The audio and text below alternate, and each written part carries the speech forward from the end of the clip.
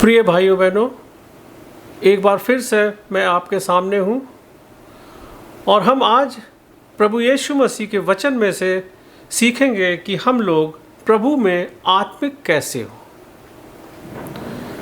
अभी मैं आपके सामने इस पवित्र वचन में से पढ़ूंगा पहला पत्रस उसका 4 बाब और उसकी 12 से 19 आयत तक। यहाँ पर इस प्रकार से लिखा हुआ है, हे प्रियो, जो दुख रूपी अग्नि तुम्हारे परखने के लिए तुम में भड़की है, इससे समझकर अचंभा ना करो कि कोई अनोखी बात तुम पर हो रही है, पर जैसे जैसे मसीह के दुखों में सहभागी होते हो, आनंद करो, जिससे उसकी महिमा के प्रकट होते समय तुम भी आनंदित और मगन हो। फिर यदि मसीह के नाम के लिए तुम्हारी निंदा की जाती है तो तुम धन्य हो, क्योंकि महिमा का आत्मा जो परमेश्वर का आत्मा है तुम पर छाया करता है। तुम में से कोई व्यक्ति हत्यारा या चोर या कुकर्मी होने या पराये काम में हाथ डालने के कारण दुख ना पाए, पर यदि मसीह होने के कारण दुख पाए तो लज्जित ना हो। पर इस बात के लिए परमेश्वर की महिमा करो, क्योंकि वो समय आ पहुंचा है कि पहले परमेश्वर के लोगों का न्याय किया जाए, और जबकि न्याय का आरंभ हम ही से होगा तो हम उसका क्या अंत होगा, जो परमेश्वर के सुसमाचार को नहीं मानते। और यदि धर्मी व्यक्ति ही कठिनाई से उद्धार पाएगा तो भक्तिहीन और पापी का क्या ठिकाना। अजीजों, ये पवित्र वचन है जो अभी आपके सामने पढ़ा गया।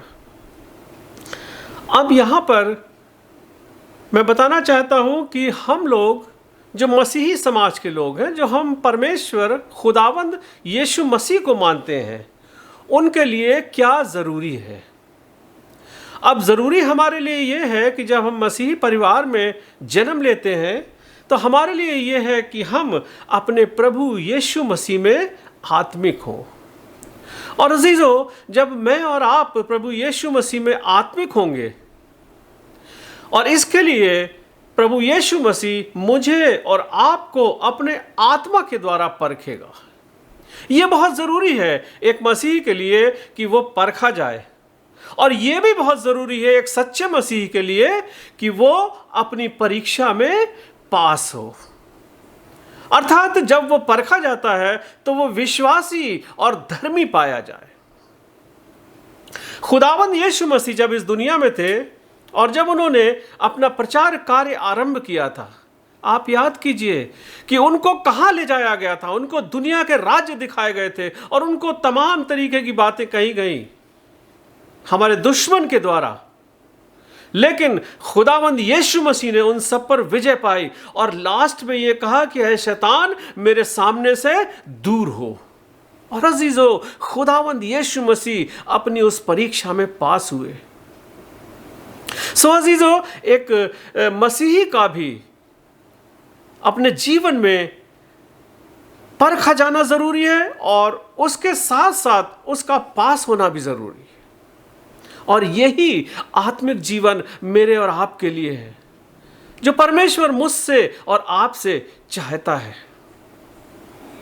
अजीजों, जैसा यहां पर पढ़ा गया कि अगर तुम किसी और बात के लिए, सांसारिक बातों के लिए सजा पाते हो तो कोई लाभ नहीं, लेकिन अगर मैं मसीह के नाम के लिए मुझे गालियां दी जाती हैं और मेरा अपमान किया जाता है या किसी भी व्यक्ति का अपमान किया जाता है खुदावंद यीशु मसीह के लिए, तो वो मेरे और आपके लिए फख्र की बात है। सो परमेश्वर इससे खुश होता है और ये मेरा और आपका पास होना है, ये मेरा और आपका आत्मिक होना है।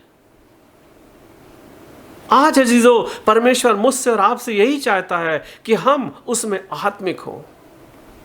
अजीजों, मैं 2 या 3 जगह से आपके सामने पढ़वाना चाहूँगा और पहला जो मैं आपके सामने पढ़वाना चाहता हूं वो है भजन संहिता 24 बाब और उसकी 3 और 4 आयत। देखिए, जागृति होना मेरे और आपके यहाँ बहुत जरूरी है, अर्थात मैं और आप सचेत हों। और जब मैं और आप सचेत होंगे तभी परमेश्वर मुझे और आपको ग्रहण करेगा, तभी मैं और आप सच्चे मसीही कहलाएंगे और सच्चे विश्वासी कहलाएंगे।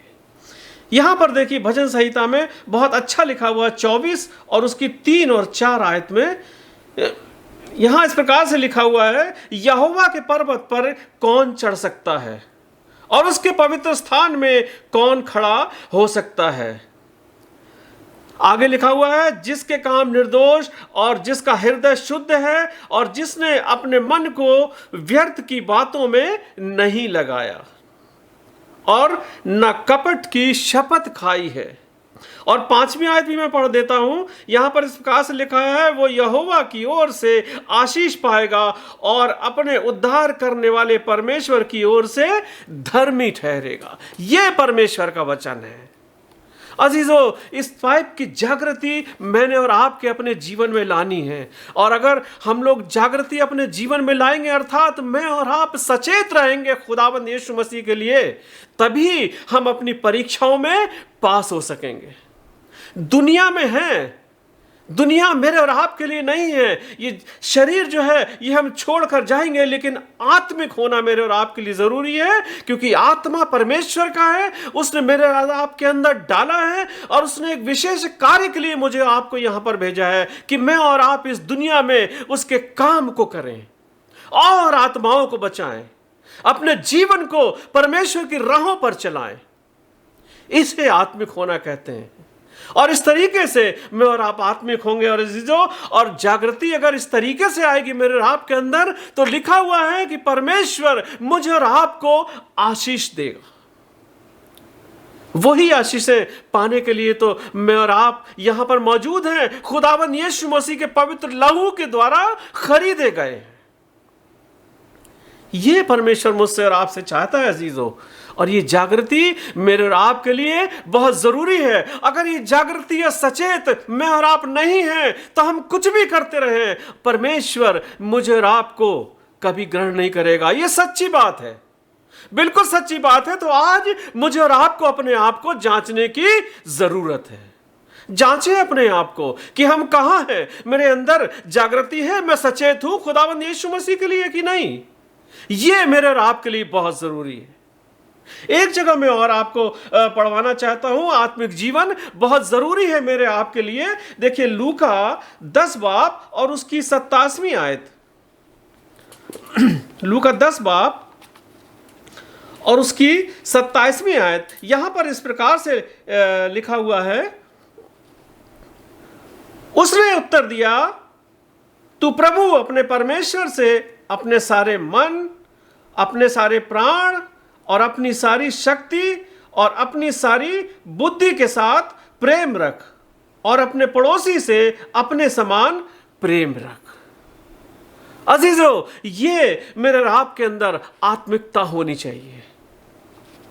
खुदावंद यीशु मसीह ने खुद कहा, हम कई बार परमेश्वर को परखने के लिए चले जाते हैं। आप घर पे जाके पढ़िएगा, यहां पर लिखा हुआ है, एक व्यवस्थापक था और उसने परमेश्वर की परीक्षा करना चाहिए। मैं और आप रोज उसकी परीक्षा करते हैं, मुझे ये दे दे, मुझे वो दे दे। तो क्या मैं और आप अपने आप को जांचेंगे कि क्या मैं और आप इस काम के लायक हैं? क्या मैं और आप खुदावंद यीशु मसीह के लिए जागृत हैं? क्या मैं और आप सचेत हैं, परमेश्वर की राहों पर चलते हैं?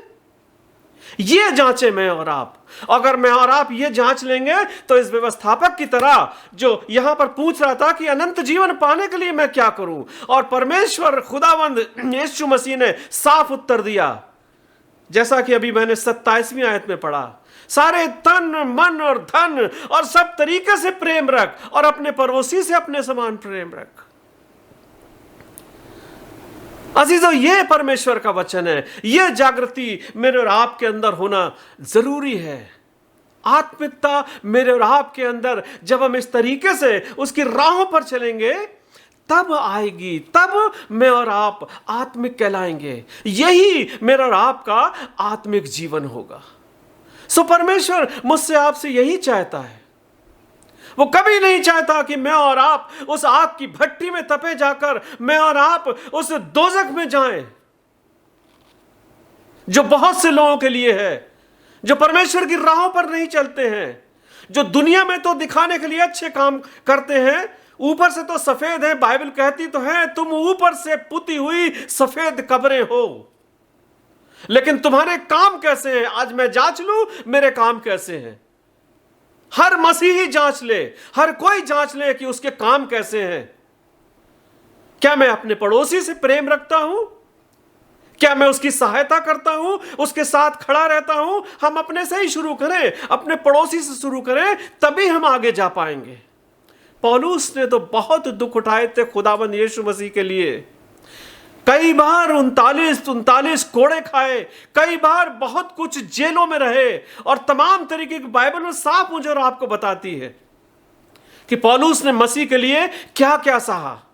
अजीजों, खुदावंद यीशु मसीह ने जब मेरे गुनाहों के लिए सलीब की मौत सह ली, तो क्या मैं और आप ये नहीं कर सकते? उसकी राहों पर, उसकी इच्छाओं पर नहीं चल सकते? जरूरी है मेरे और आपके लिए चलना। दिखावटीपन बहुत दिन चलने वाला नहीं है। लिखा तो है कि मनों को जांचता कौन है? परमेश्वर जांचता है। सो परमेश्वर तो जांचता है, हर एक आंख उसे देख रही है और देखेगी, और उसके कर्मों के अनुसार मुझे और आपको सबको फल मिलेगा। ये जागृति मुझे और आपको परमेश्वर चाहता है कि मेरे और आपके अंदर हो। आत्मिकता बहुत जरूरी है।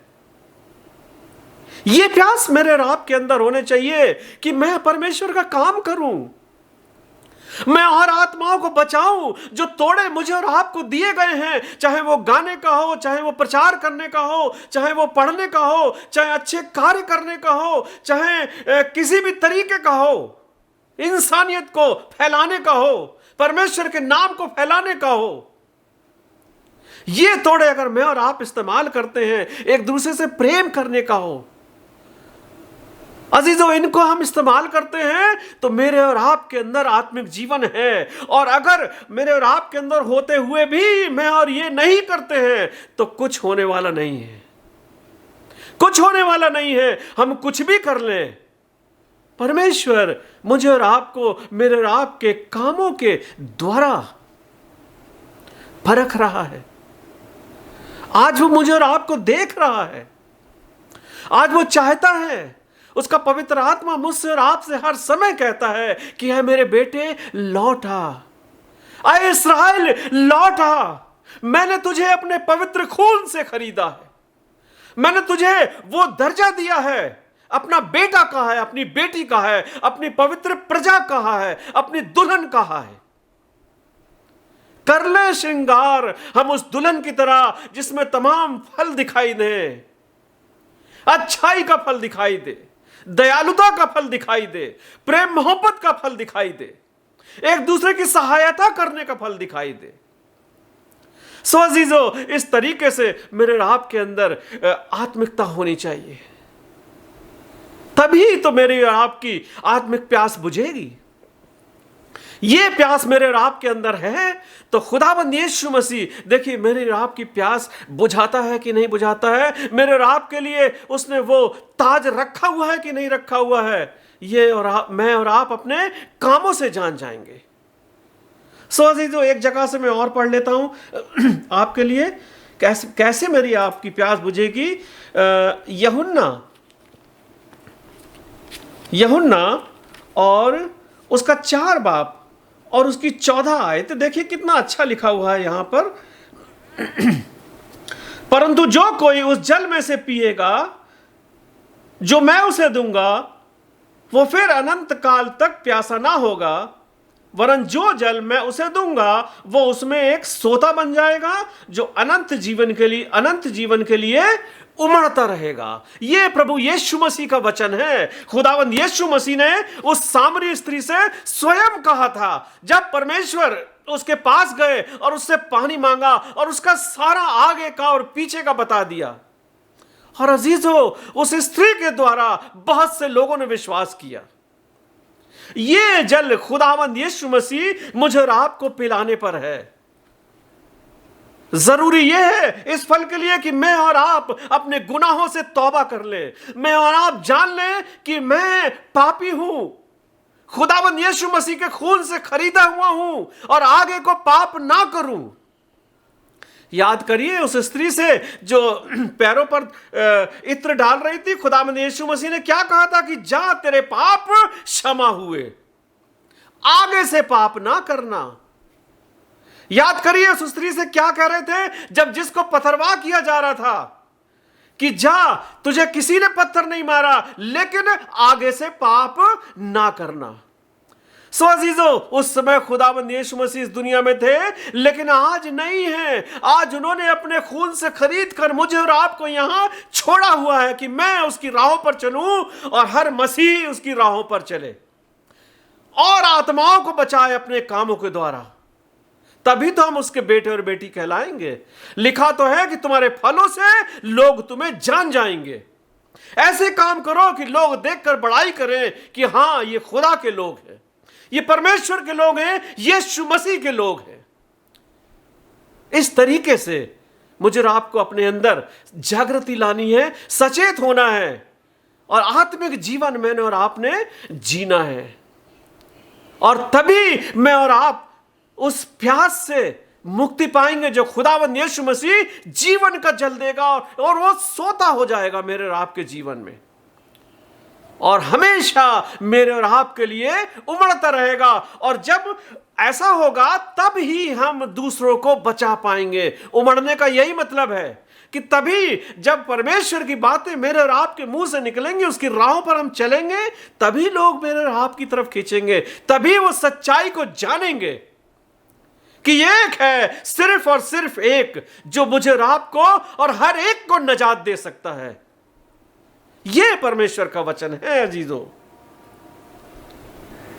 परमेश्वर मुझसे और आपसे यही चाहता है। अब आखिर में मैं आपको बताना चाहता हूं कि हमें करना क्या है इसके लिए। अब हमें करना यह है, दूसरा इतिहास उसका 7 बाब और उसकी 14वीं आयत, यहां पर इस प्रकार से लिखा हुआ है, तब यदि मेरी प्रजा के लोग जो मेरे कहलाते हैं दीन होकर प्रार्थना करें और मेरे दर्शन के खोजी होकर अपनी बुरी चाल से फिरें, तो मैं स्वर्ग से सुनकर उनका पाप क्षमा करूंगा और उनके देश को ज्यों का त्यों कर दूंगा। अजीजों, यह परमेश्वर का वचन है। अगर मैंने और आपने अपने आप को परमेश्वर को दे दिया है, परमेश्वर की राहों पर चलने लगे हैं, दीन होकर खुदावंद यीशु मसीह को जानकर कि वास्तव में उसने मेरे लिए अपने प्राण दिए, सलीबी मौत से ही, यहां पर साफ लिखा हुआ है, दीन होकर प्रार्थना करें और मेरे दर्शन के खोजी हो। अगर मैंने और आपने अभी तक खुदावंद यीशु मसीह को ग्रहण नहीं किया है तो उसके दर्शन के खोजी हो पवित्र शास्त्र के द्वारा।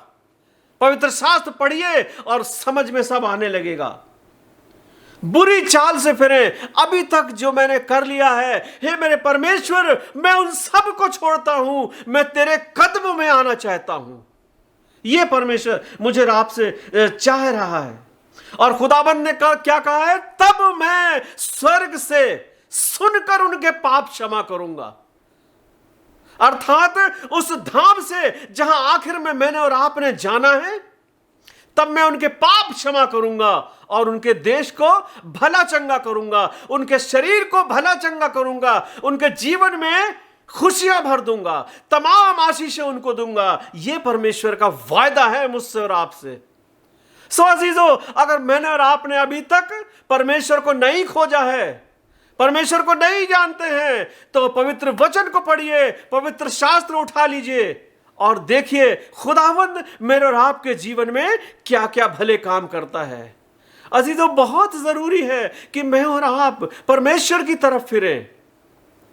बहुत जरूरी है मेरे और आपके जीवन के लिए कि हम अपने जीवनों में जागृति लाएं। अगर मैं सो रहा हूं, अगर मैं सिर्फ नाम का मसीही हूं, अगर मैं सिर्फ दिखाने के लिए मसीहियत करता हूं, तो अजीजों कुछ होने वाला नहीं है।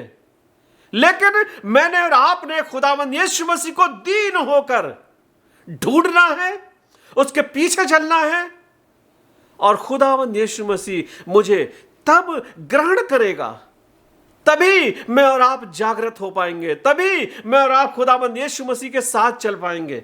और जब मैं और आप खुदाबंद यीशु मसीह के साथ चल पाएंगे तो खुदाबंद यीशु मसीह तो मेरे और आपके लिए खड़ा हुआ है, वो मुझे और आपको ग्रहण करने के लिए खड़ा है। अजीजों, आज मैं और आप जब अपने अपने बिस्तर पर जाते हैं रात में और जब दुआ करते हैं तो सोचें कि क्या मैं अपने इस दुनियावी जीवन में परमेश्वर के साथ चल रहा हूं? क्या मैंने परमेश्वर को ग्रहण कर लिया है? अजीजों, अगर मैंने आज तक परमेश्वर को ग्रहण नहीं किया है तो मेरे अजीजों, खुदावंद यीशु मसीह के उस क्रूस को याद कर लीजिए, उस पवित्र लहू को याद कर लीजिए, उस पसीने को याद कर लीजिए, उस छिदे हुए हाथों को देख लीजिए, उन कीलों को देख लीजिए जो उसके ठोकी गई थी, उस ताज को कांटों का देख लीजिए, सोच लीजिए कि उसने कैसे मेरे और आपके लिए सहा है। और अजीजों, तभी मैं और आप अपने अपने जीवन में सफल हो पाएंगे, तभी मैं और आप अपने जीवनों में परमेश्वर की राहों पर चल पाएंगे। अजीजों, आज मैं और आप ये क्वेश्चन लेकर जाएं कि क्या मैं परमेश्वर के साथ जागृत हूं? क्या परमेश्वर मुझे और आपको ग्रहण करेगा? ये प्रश्न लेकर आज मैं और आप सोए। और देखिए मेरे अजीजों, मेरा और आपका जीवन इन पवित्र वचनों के द्वारा बदल जाएगा। खुदावंद मुझे और आपको आज से वरना अभी से आशीषें देना शुरू कर देगा।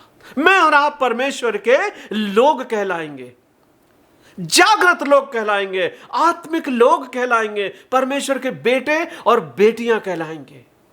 यह परमेश्वर मुझसे और आपसे चाहता है। परमेश्वर आप सबको आशीष दे। आमीन।